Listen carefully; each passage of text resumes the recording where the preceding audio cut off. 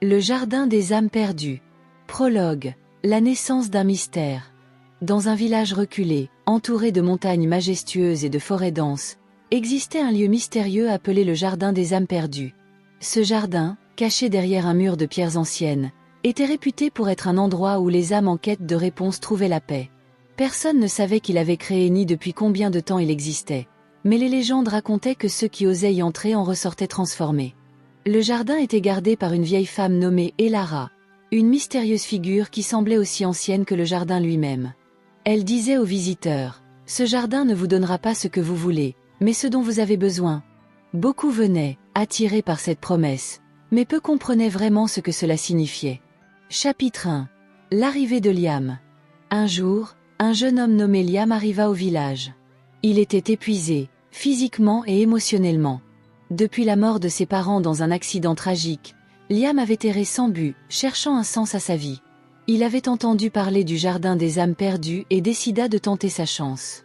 Elara l'accueillit avec un regard perçant. « Pourquoi es-tu ici, jeune homme ?» demanda-t-elle. Liam répondit, « Je veux comprendre pourquoi je souffre. Je veux savoir pourquoi mes parents sont morts. Je veux la paix. » Elara hocha la tête et lui ouvrit la porte du jardin. Chapitre 2. Les épreuves du jardin. Dès que Liam entra dans le jardin, il fut plongé dans un monde étrange. Le jardin semblait vivant, changeant constamment. Les arbres murmuraient des mots qu'il ne comprenait pas, et les fleurs émettaient une lumière douce mais inquiétante. Première épreuve, le pont des regrets. Liam arriva devant un pont étroit au-dessus d'une rivière tumultueuse. Sur le pont, il vit des ombres qui représentaient ses regrets, des moments où il avait échoué, des paroles qu'il n'avait pas dites à ses parents, des choix qu'il regrettait. Les ombres lui chuchotaient, « Tu n'es pas assez bon.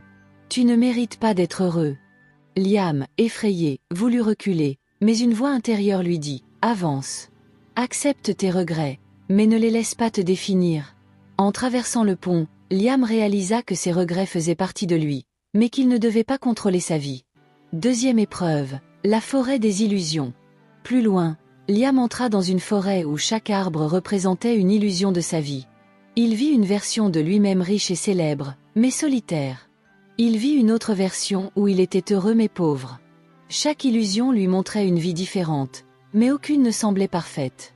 Une voix lui murmura, « La vie n'est pas une quête de perfection, mais une quête d'équilibre. » Liam comprit qu'il devait accepter les imperfections de sa vie et trouver la beauté dans ce qu'il avait.